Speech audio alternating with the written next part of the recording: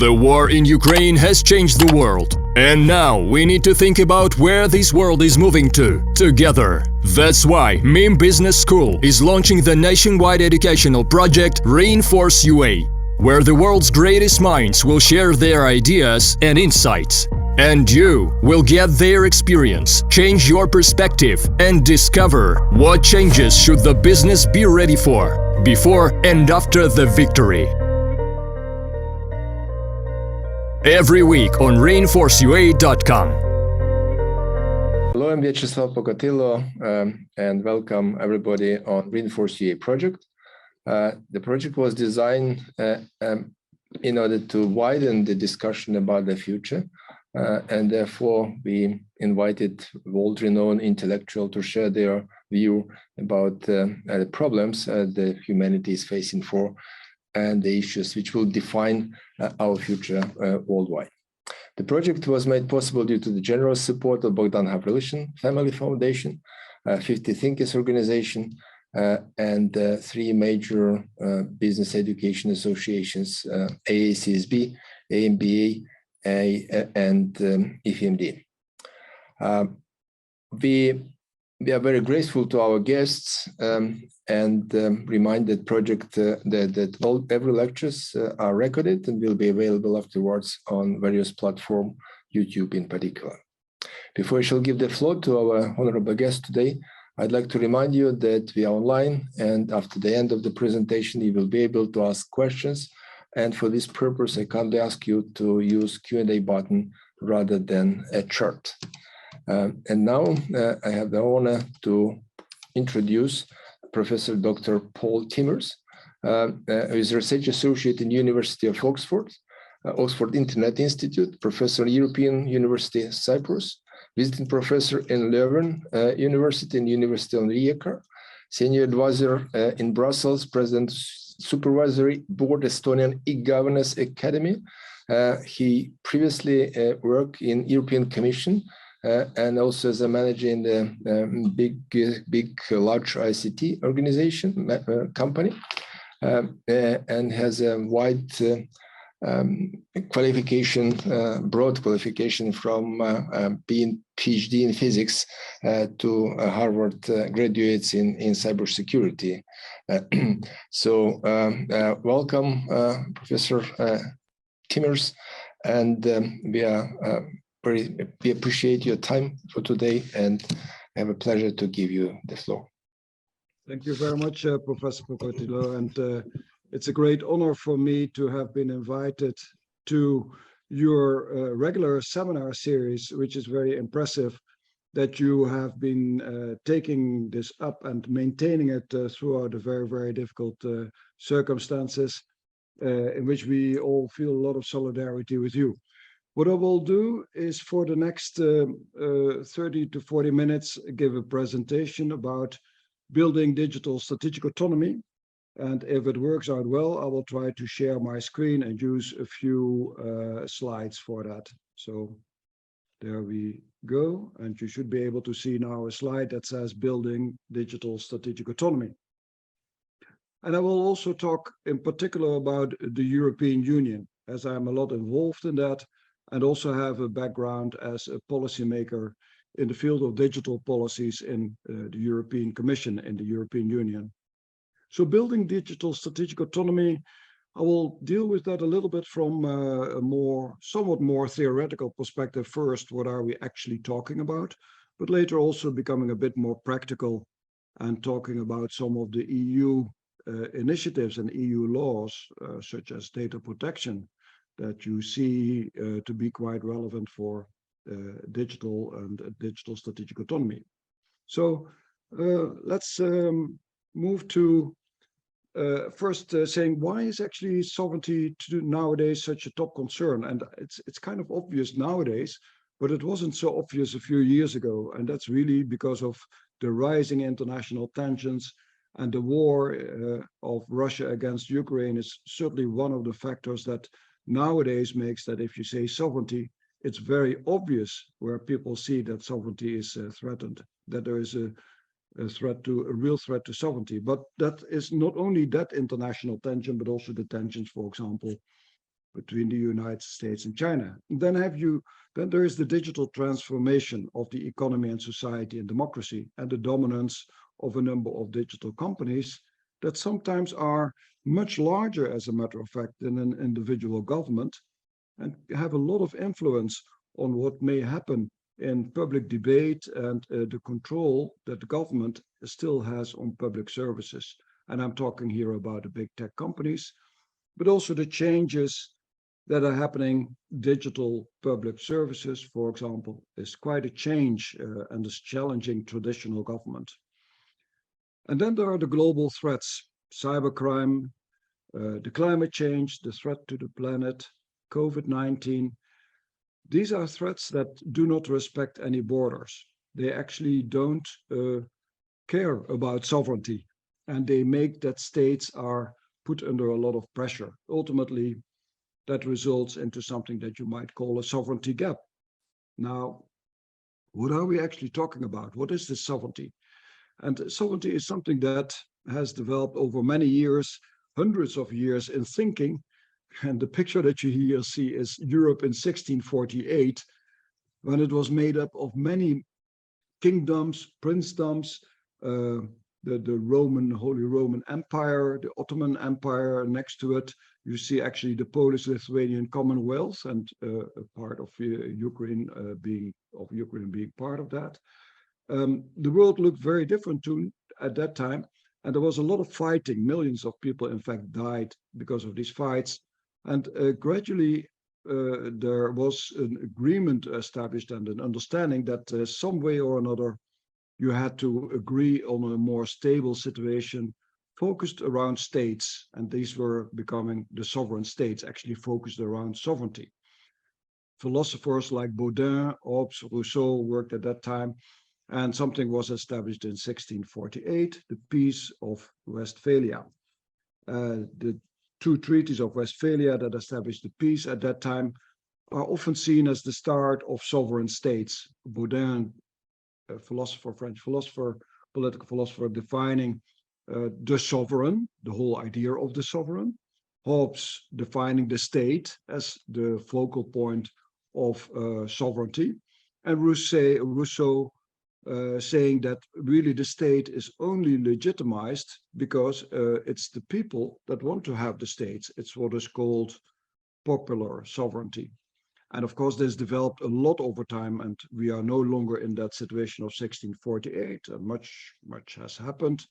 So today, for example, if you talk about sovereignty, Europe, you would look at the European Union. And within the European Union, and hopefully Ukraine will join soon, there are the sovereign states. They are still sovereign, but they also decided to put together their sovereignty, to have shared and pooled sovereignty.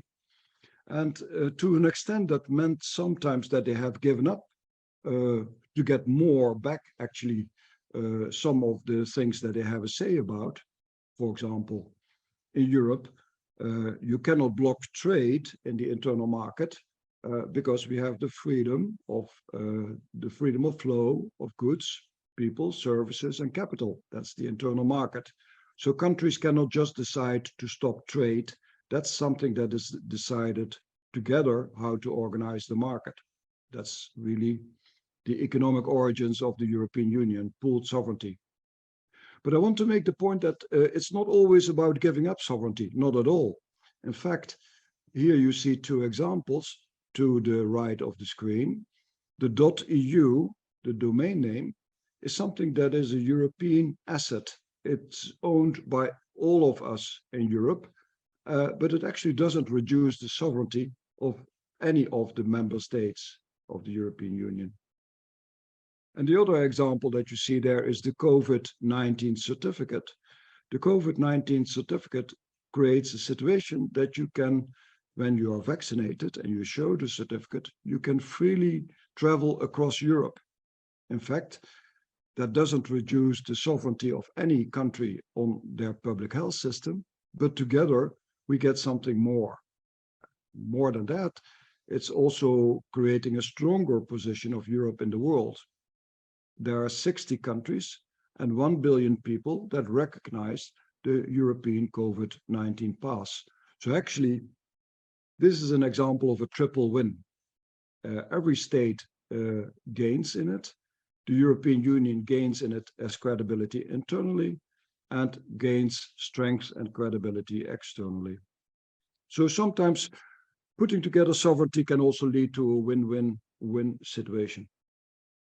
Now, sovereignty, state sovereignty, when you then talk to people who are in international relations and political sciences, they say, well, it's about what you think about how power should be distributed in a country and who has the authority, and that there is a recognition of the citizens and the authority. So these two dimensions, internal legitimacy, but which is the state recognizing the citizens and the citizens recognizing the state, in our case, of course, in a popular democracy, a democracy based upon parties, that's a very important aspect of sovereignty. A state that has an internal legitimacy is not a state that has full sovereignty. But a state also needs to have external legitimacy. It needs to be recognized by foreign states. And at the moment, Russia is not recognizing the sovereignty of Ukraine, but all of us do. And so a state needs to be recognized by foreign states. Otherwise, there's also a problem with sovereignty. Then it's the organization of the state. And ultimately, it's really about what we think belongs to us, which is belonging and us. Who is us? And what is it that we find belongs to us? And we are talking about territory, traditionally. We are talking about the natural resources, like the oil or the coal or whatever is, or the land that is in the country. But nowadays, we also talk a lot about digital resources. A good example is actually your health data. That is what most people would say belongs to us. But the other example is that I already gave is the .eu. That's a digital resource. And many, many other things like the digital networks belong to us.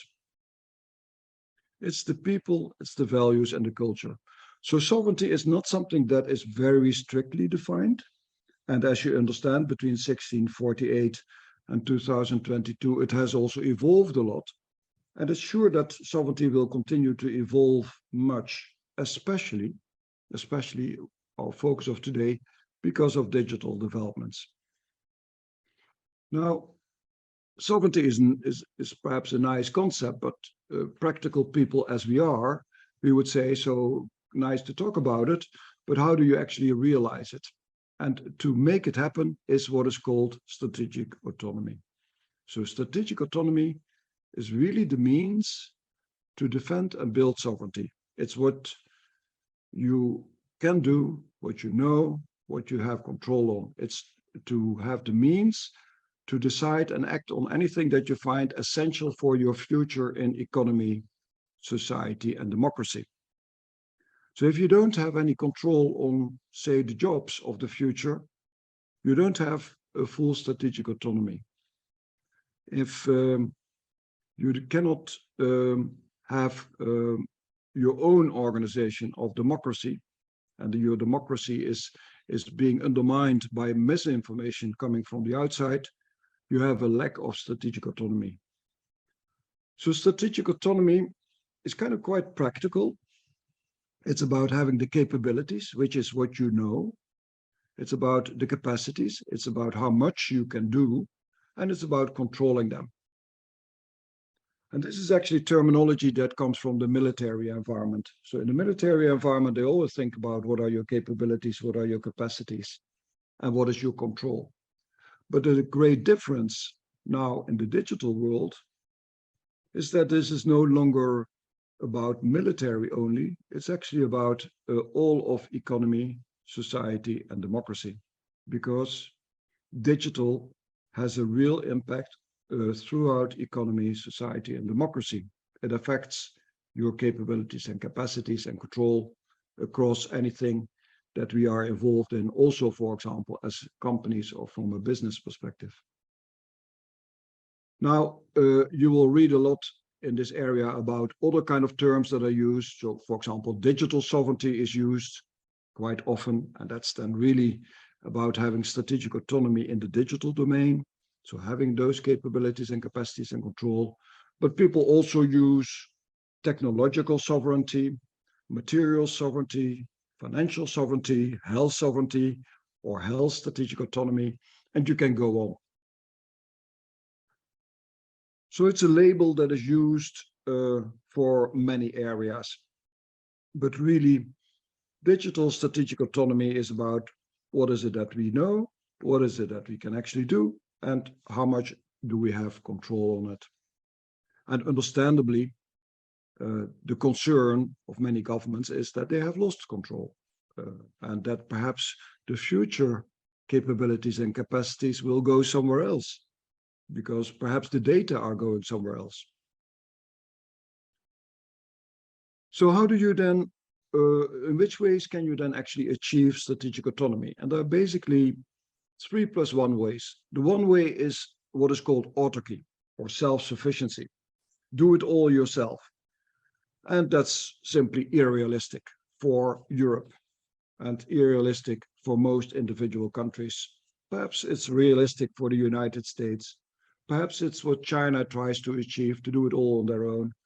But this is not the route that is there for Europe. So the way it has been done often in the past is based upon risk management. Kind of you do the best to protect your assets, you do the best to have control over your economy, also in the digital world, and then you hope for the best. The reality shows that nowadays this is not sufficient. You lose control to big tech companies, you lose control to China, you lose control in many other ways. So risk management is one approach. The other approach that you can follow, if you are not strong on your own, not strong enough, you find partners. And you find partners with whom you can work together. So these are strategic partnerships. Partnerships with like-minded partners that think more or less the same, and they don't threaten your sovereignty. The difficulty with that is that you will quite likely still have dependencies on others outside the partnership, of countries that are perhaps not like-minded. So you still need to think about your strategic dependencies and deal with those, the strategic interdependencies. And then finally, another approach to strategic autonomy is to actually kind of, as they sometimes say, if you cannot solve the problem, make it bigger. Well, making it bigger here means trying to solve it in global collaboration. And there are really good examples of that, and we'll show in a minute one. But in the digital domain, we do globally collaborate a lot. For example, the domain name system is managed by an international organization called ICANN, and that is managing that you can actually get to any website in the world. At least you can resolve where that website is by resolving what the domain name is pointing to. And that domain name management is an example of a global collaboration. Now, this picture looks perhaps a bit strange. What is this about? Well, this is one of these global collaboration examples. It's actually the hole in the ozone layer. As you know, probably around somewhere in the 70s of the last century, people discovered, scientists, that the ozone layer was being broken down by gases that came from aerosols and from fridges, the so-called CFK gases. And they were really dangerous because the ozone layer is protecting us against radiation from the sun. And the ozone layer doesn't think about sovereignty. Actually, the breakdown of the ozone layer, the hole in the ozone layer, was a threat to the sovereignty of any country. No government could tell to its citizens that they had not protected them as they could have protected them against this hole in the ozone layer. And so, fortunately, at that time, a number of enlightened scientists and politicians got together and agreed that there could be an international global collaboration to stop the production of these dangerous gases, these CFKs. And they agreed on something that is called the Montreal Protocol. That was signed, I think, in 1987. And actually, gradually, all countries started to stop the production of these dangerous gases. What is the result? Now, 30 years later, we see that the hole in the ozone layer is becoming smaller. So it can take a long time, but it's good for everybody's sovereignty. So global collaboration is definitely possible. What is the EU doing? Well, the EU in the past was mostly on the track of risk management, trying to do the best. You may have heard about the GDPR, which is the law on data protection. And you may have heard about the cybersecurity law, which is called NIS, Network and Information Security Law. And they explicitly talk about we do the best according to the state of the art. And then actually we also hope for the best. But that's not sufficient. You know, our critical infrastructures are not sufficiently protected by doing a risk management approach. We need to have a much better control. Our data are not sufficiently protected by only having a law based upon risk management. We need to do more. And how do we do more? Well, by building strategic partnerships. That is nowadays the name of the game.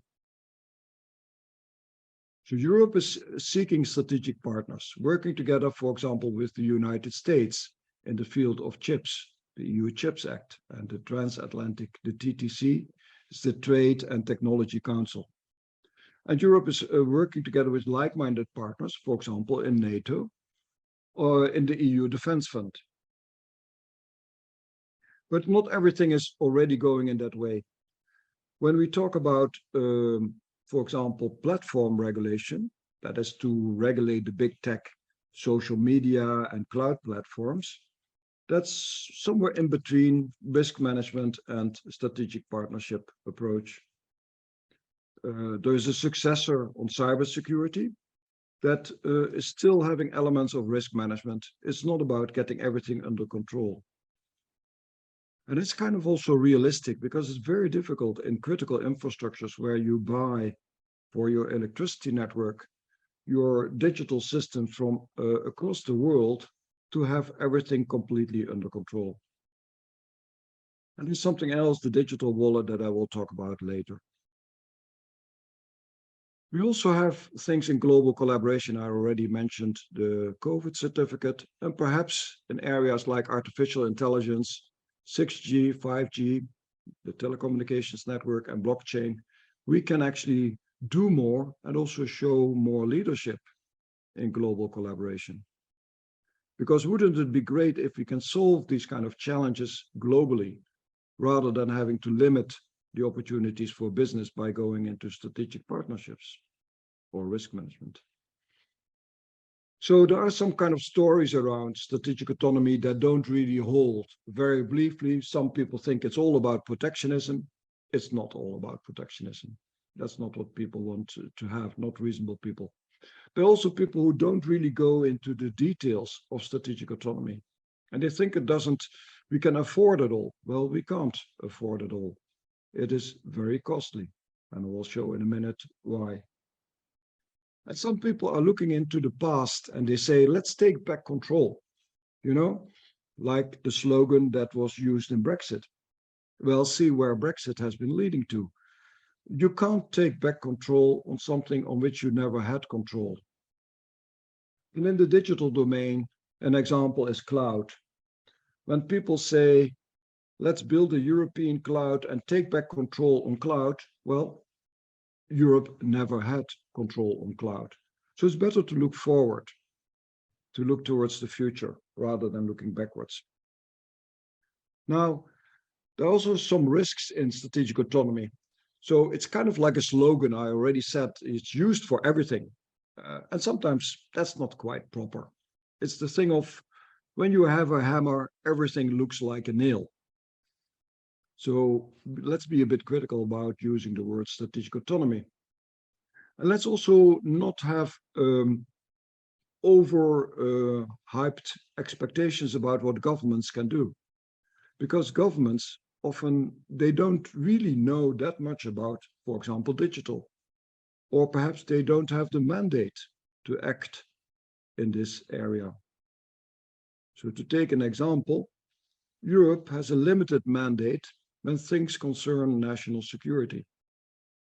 And Europe is very active in areas that are very close to national security, like cybersecurity, but they really are using in the best way possible the limited mandate that they have.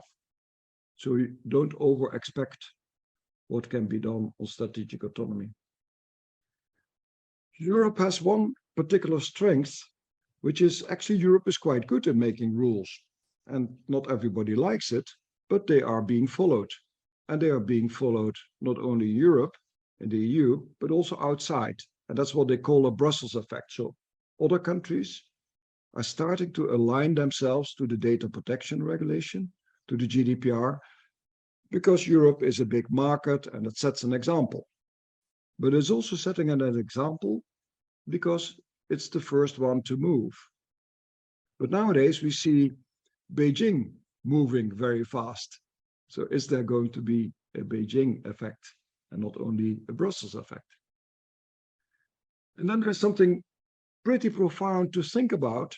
I won't go in details here, but there is political economy theorists have been stating rather consistently that you can have globalization and you can have sovereignty, but then you have trouble with democracy.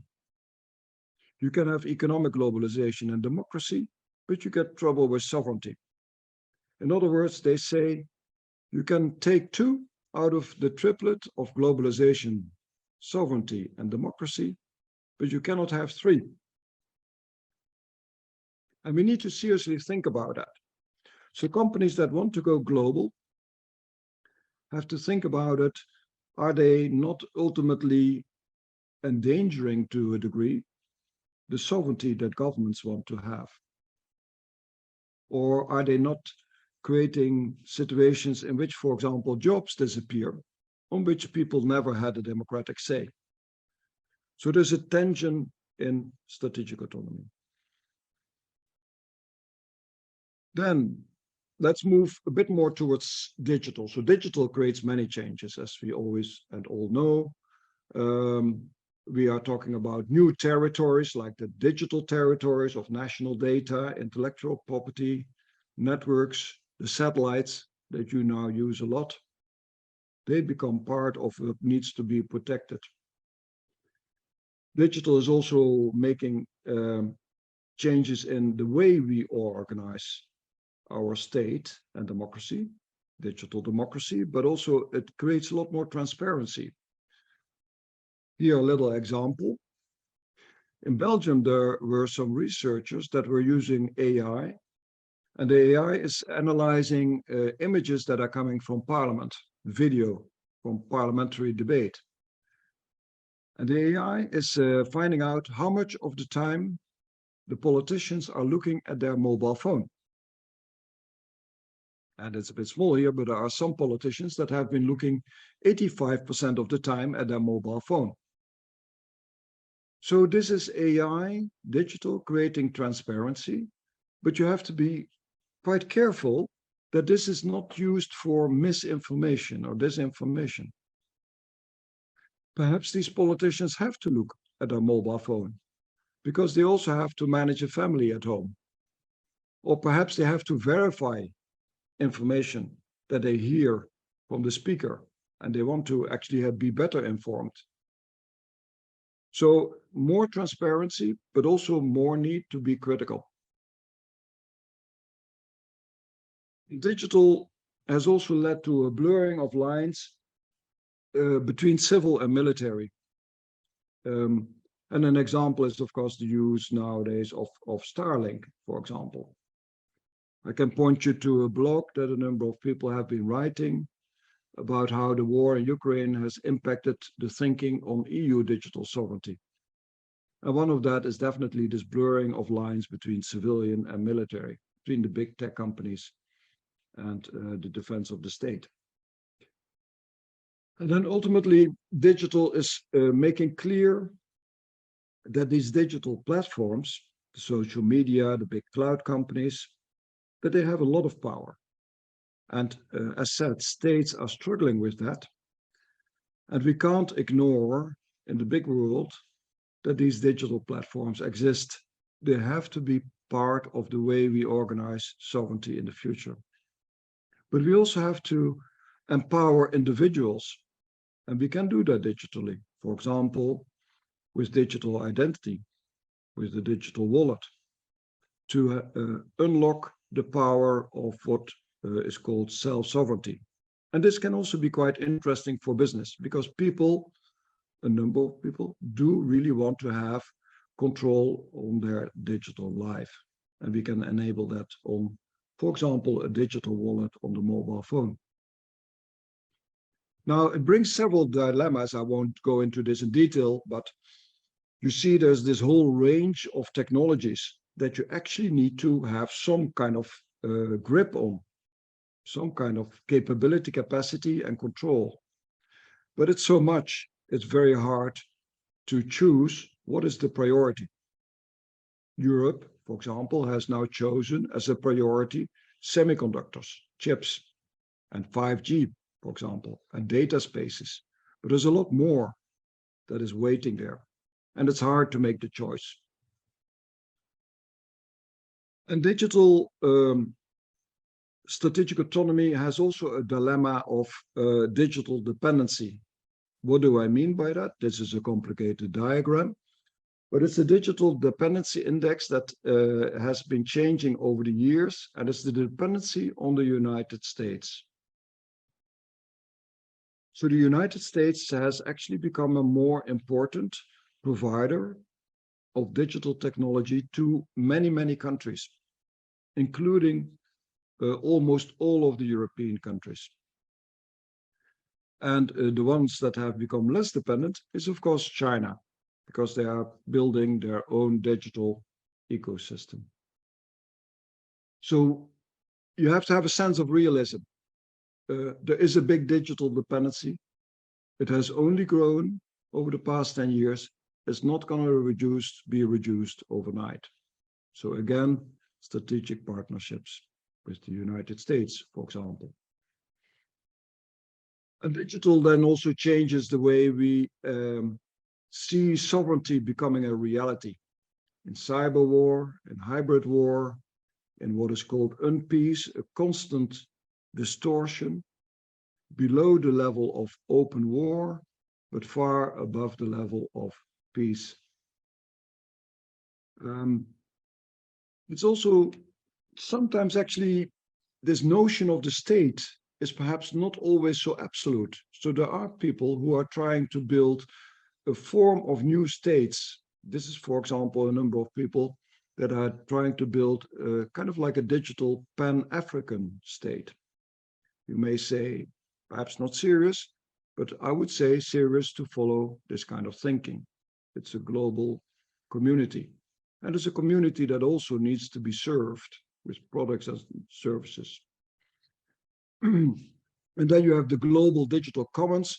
So can we actually create solutions, digital solutions, data spaces, for example, or AI algorithms, or perhaps even open cryptography that is owned globally? And this goes a little bit back to the beginning of the internet, when it was said that cyberspace is a space where governments should not have no place. Well, nowadays, governments have really taken up cyberspace, so we are no longer in the early days of the internet. But the global digital commons is an idea that is getting new attention nowadays, also from the United Nations, for example. So let me go to two concrete examples, and I'm getting towards the end of this presentation. So one is the EU Chips Act, which is a digital strategic autonomy initiative of Europe in semiconductors to have more knowledge, chips for Europe, research and development, more knowledge about advanced chips, more capacity to produce these chips, which are the so-called fabs that cost a lot of money, billions, and a better response when chips are short in supply, when we get a supply crisis, which we have had in 2021 and still a little bit in 2022. So a three-pillar, quite comprehensive initiative to give Europe more autonomy in advanced chips, but also very clearly realizing that we have to do this together with the United States. So internationally, this is quite challenging because there is that dependency on the United States, but also certain materials were, for example, coming from Russia and Ukraine. And there's a challenge of continuing supply or having alternative suppliers. There are changing conditions caused very much also by the war in Ukraine, the rising energy prices. And these fabs, 50% of their cost in the future is about energy. And many countries are putting money in chips. So you get something like a subsidy race. Countries are kind of bidding against each other. And that creates inefficiencies, economic inefficiencies. But as I already said, globalization, sovereignty, and democracy don't always completely go together. And subsidy races are examples of that problem. Another initiative, the second one that I will briefly mention, is about creating digital identity. You all have a digital identity in the Ukraine, and it functions very well. And I know that from my friends at the e-Governance Academy that there has also been a close collaboration around using digital identity for public services. And now the next stage is creating a digital wallet in which you store information. The COVID pass certificate is an example, but it could also be other things like driver's license, your professional qualifications. And Europe has proposed a law to make sure that this develops under ownership of the people and ownership of the countries in Europe. So it's really seen, citizen identity is one of those prime examples of a sovereign asset. You have your citizen identity because there is the sovereign state. And the state recognizes you as a citizen, and with the citizen identity, you can actually make use of the public services. So the new European law does support this and will promote it.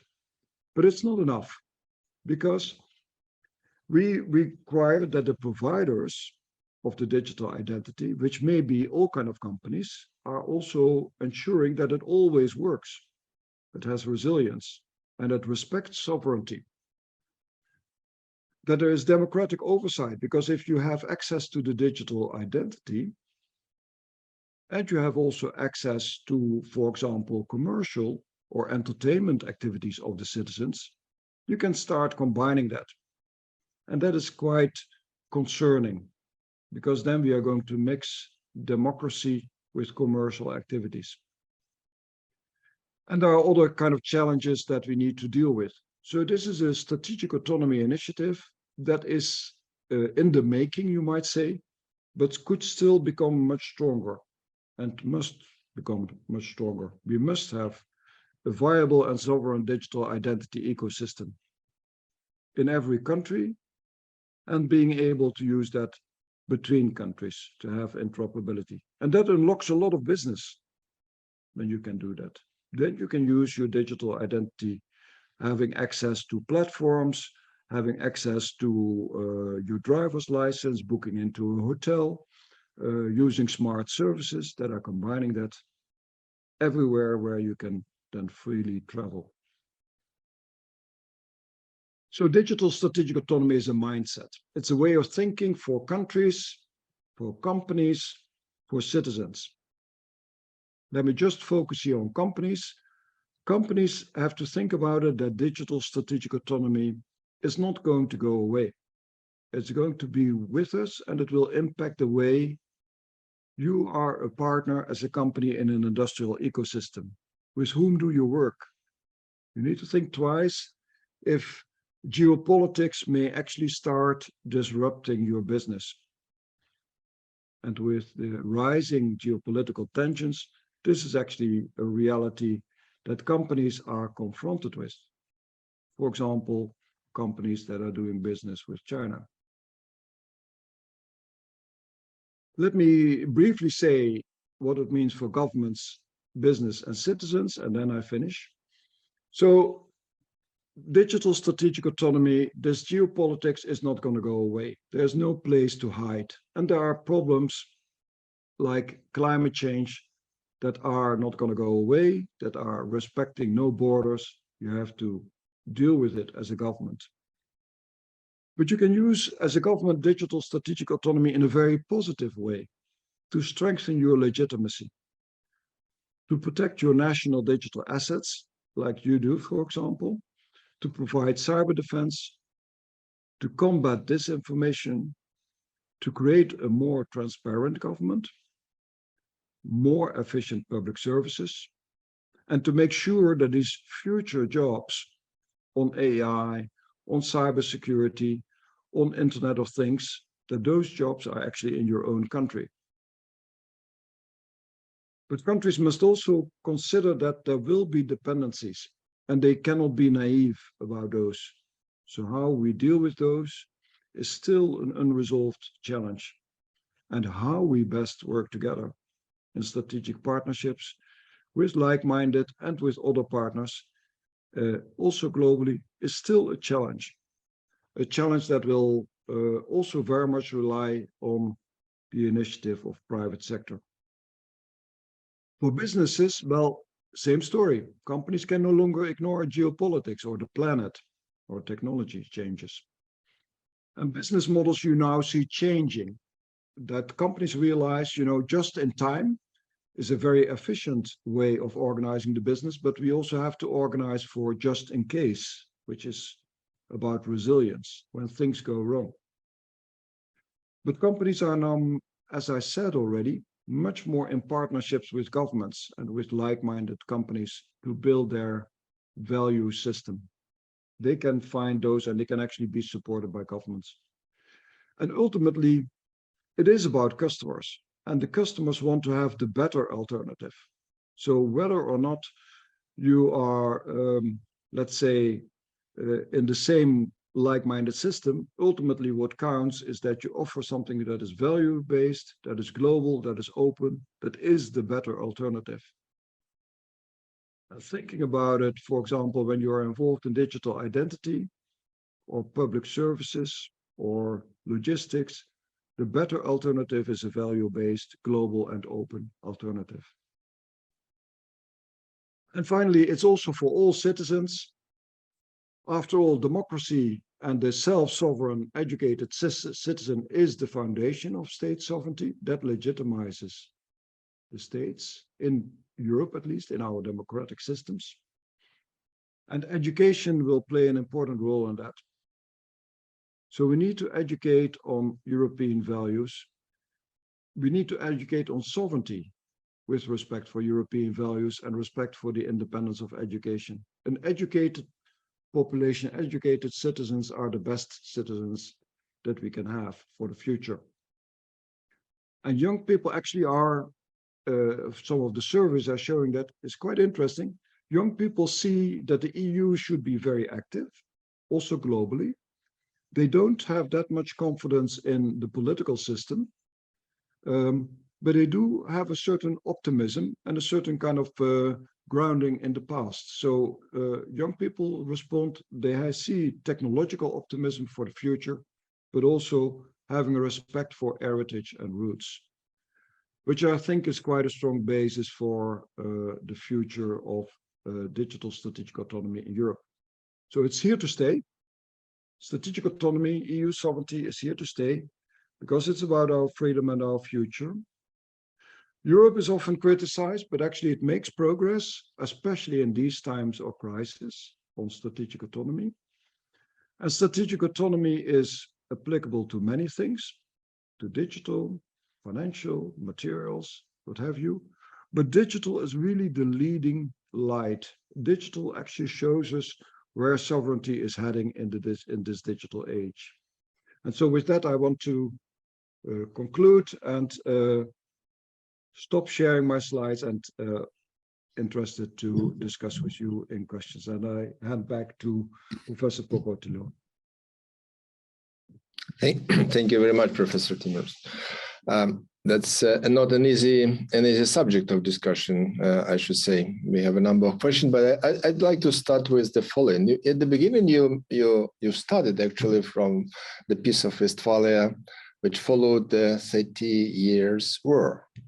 This is some kind of associations about sovereignty and with Westphalia, and some kind of domination of Catholic Church in Europe. Do you believe at the moment there is a need to fight some kind of a domination of what? In digital world? A monopoly of US services? Okay, is any association or just a historic event? We didn't have a 30 Years' War in digital, did we? Yeah, we didn't have that, but we are having a credibility gap that has been opening up over the years. And only in the last 10 years or so, we see things coming up that the digital platforms are really less and less trusted. And you know books perhaps like Surveillance Capitalism that are of Susanna Zuboff, that are making the point that companies have really moved, some of these companies have moved into a situation where they are controlling our lives. And this all for the purpose of capitalism. That does not necessarily mean that there is a war. There's not a tech-lash war, as some people call it, but there is a definite call for responsibility, recognizing that these companies are not going to go away. They also have a very important role in the overall system. The fact that the international system of states is not actually only consisting of states, but also consisting of major corporations is something that we know from the past too. So we can learn from 1648. We can also learn, for example, from the British Empire, which had also some of these characteristics. And so we will have to think about what is this new world order where companies can grow globally, but also have a responsibility to humanity. And I don't think we figured it out yet. Thank you. We have a number of questions from our attendees, and I try not to let's say somehow using my monopoly near the microphone. Andrei Potapov asked, what is your perspective on concept of digital autonomous government? And the first point, instead of human in charge entities, to build smart contract managed. Yeah, that's a very good question, and that's very interesting to think about it. One of the approaches that people are advocating is that first of all, this will be more efficient. And secondly, it will be more transparent. It's far less possible if you have a smart contract, for example, based upon blockchain, to have corruption entering into the system. And this may be true. But I think we also need to think carefully about what we all find very important is that we still maintain autonomy as people, that we have democratic oversight. And let me give an example in this. We have to rely upon artificial intelligence to defend our digital networks and actually to defend our many of our physical networks that are increasingly digital. And our artificial intelligence is the only way to spot very fast moving attacks. And even more than that, with artificial intelligence, we need to rely upon that to very quickly shut down parts of systems or revive parts of systems, for example, electricity systems, because the attacks are moving very fast. But then we still need to think about it. Do we really want AI to take these kind of decisions, or do we still have human in the loop? And I think this is a hard problem to solve, because the speed of technology is far beyond human scale, beyond human capabilities. The scale at which these networks are interconnected and the number of systems that can be affected is far beyond what humans can comprehend. So we are running here into an issue that technology surpasses humans, but humans still need to be in control. We don't want to have our life run by technology. So I think you are posing here a problem, a challenge that that points to something like a positive direction, but also potential negative consequences that we should be aware of now and deal with now. Thank you. I like that statement. We should concern and not be in a hurry. Probably because of my age. Frank Kalberg asked several questions. I would pick one. Yeah. What do you think on the national level? To what extent do you expect direct democracy systems like in Switzerland grow in importance worldwide? And answering these questions, could you please also address or rely or a little bit explain your experience in Estonian, let's say, advance or benchmark or creating e-governance, and what kind of issues they face, probably which have to be avoided or taken into consideration by other countries? Yeah, very interesting, very good question. I think we have this tendency a little bit to think that technology is neutral to a social organization, but in fact, technology is not neutral. If anyone tries to sell you that technology is neutral, I think they are on the wrong path. So technology and, for example, the organization of government, the organization of democracy, even the values that we have, they are very closely interrelated. So in Estonia, the use of technology to modernize government worked very well. The way they have created their X-road system and the use of digital identity, because there is a fairly high level of trust between citizens and governments. So in principle, a civil servant can look into your data, but the system will signal that and keep people in that way accountable. In other countries, it doesn't work that way. There's less trust in government. People want to keep more control, and they first want to give permission to a civil servant to look into the data before it actually is happening.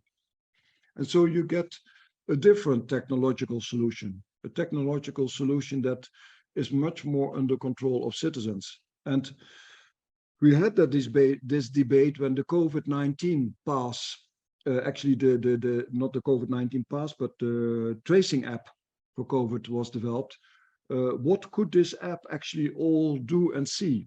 And the responses to that are dependent upon the way people perceive data protection within their country and within their culture.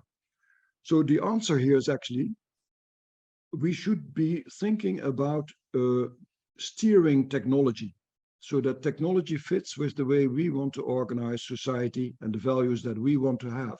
We should not assume that technology is a given. It's not a given at all. So if we don't like certain solutions for digital identity because they are too centralized, we should steer and ask for decentralized identity systems that are self-sovereign, as they call them. If we don't like that these algorithms are taking decisions and not explainable, we should demand that explainable algorithms are made. And in many, many cases, not always, but in many cases, actually, there is more than one technological solution. So we should put the technologists under pressure as people who believe in values and democracy, and not just take it for granted. That's good. I would, of course, like to jump deeper into the notions of we, who are we and how we can do it, but I would not. I would just switch to another, even not a question, just probably a claim. Christine Batroch, she understands the difference between digital autonomy and social media, but the latter benefited from the digital revolution. And we then have the Musks of the world deciding who can speak and run out as it Ukrainians are slowly being excluded from Twitter. I'm not sure about the statistics about Twitter, but this is quite at the moment, a subject matter in all discussion. Mask Twitter, who and how could be edited, etc., etc., and all the social media. Could you please? Probably it's not directly related to what you've spoken, but we would appreciate your reflection on this situation. Yeah, this is actually Musk Twitter is a particular case of what the European Union has been addressing in something that is called the Digital Services Act. So that is a new piece of legislation which has recently been agreed upon. That is about the way digital platforms, the very large digital platforms, I should say, have to deal with content to let content onto their platform or not. Because in certain cases, we are confronted with misinformation, disinformation, hate speech, dangerous spreading of content that can also have a real nefarious impact on real life. And the conclusion after a number of years of voluntary codes of conduct that these digital platforms were agreeing upon with the European Commission, the conclusion was that voluntary approaches are not enough. You have to have a law that says this is the way you deal with content, difficult content, problematic content, the way you deal with it in a responsible way. And that responsible way means that you need to have a proper oversight. And otherwise, you get into trouble with the authorities in Europe. And the authorities in Europe, for example, Commissioner Thierry Breton, has already indicated that for sure Twitter will have to agree, very likely, because it depends on the size of Twitter, but very likely Twitter will have to comply with this new European law and have a proper organized oversight and dealing with content and who is and is not on the platform. That will become effective, I would say, watch what is going to happen in the coming months. These are really interesting test cases. And I think I'm not pessimistic about it. I think people have understood, also those that are running these big platforms, that it's actually better if you have a clear way to deal with content and you are also kind of covered by the law. Otherwise, you get into a lot of trouble in the whole debate around democracy. The law is the outcome of the democratic debate, and that's what we want to have also when we are running a business like Twitter. Thank you. What would you advise or recommend the Ukrainian, those who are in Ukraine, the government and public and organization, NGOs and civil society, etc. We are not in the part of the European Union yet. Politically, it's a process which may not be very fast. At the same time, Europe built this system, this legislation, and at the same time, Ukraine has quite a strong, let's say, strong movement towards the same digital autonomy and paving its own way. How would you recommend to somehow using the existing knowledge and power and system created in Europe in order to accelerate the movement of Ukraine towards Europe rather than to become strategically dependent from other countries? Yeah, I think that it's kind of like a two-way partnership that can evolve in the coming time. Let me give a few examples. So, for example, you have now built up a lot of experience with cybersecurity and with digitization of government and with keeping supply chains running, including with the help of digital means. And that's experience that is very welcome in Europe at large, because this is what Europe will also need, because there are similar challenges happening in other countries, as we can expect. Conversely, there have been many developments at a European level that are giving, I think, a solid basis for digital strategic autonomy in partnership. And examples are that in take the developments that Europe is strong in certain aspects of blockchain. Europe has very strong knowledge in advanced designs and advanced knowledge on semiconductors. These are all areas in which, again, you want to work together. There's a number of countries that have great experience in how you take the next stage in digitizing government, and some are also moving this further now. Like I can mention, Estonia is doing a big AI initiative. Those are the practice in Europe is to share these kind of experiences, to work together, and in a number of cases to kind of Europeanize them, putting them under a European framework. So we have European networks where you can exchange data, geographic data, where you can exchange digital content, where you can exchange business data. And it's very important to be part of those. So build what you build in such a way that it is going to be interoperable and can be connected to what is already in place in Europe. And then add to that and enhance that and enrich that with your very unique and very important experience. Thank you. Well, in short, to avoid the trouble we have with railway, which is wider than in Europe, not to create this situation second time, at least. Thank you very much. The time is over, and we still have some questions in the Q&A list, but part of them, in my opinion, are very important. But at the same time, digital autonomy cannot cover everything and solve all the problem which Professor Timmers mentioned. And once again, I remind that this lecture was recorded and will be available in video. And I thank you very much again, Professor Timmers, for your time and for your knowledge you shared with us. And remind everybody that our project will continue next year. We, despite of all the attacks of missiles and Iranian Shaheeds, etc., we are looking forward to be stronger during the next year. And the Reinforce UA project restart after less than a month's vacations on 11th of January at 6 p.m.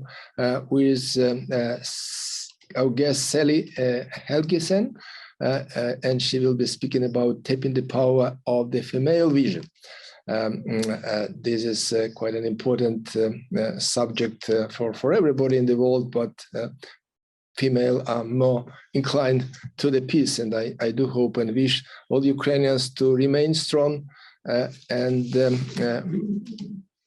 Nobody knows how long it'll take for us to take and to win the peace we'd like to have and to live in peace. But I'm sure this time will come, and we need to be strong on this way. And for our foreign colleagues, I wish to remain in peace and remember that this is not free of charge. Always demand efforts and cost.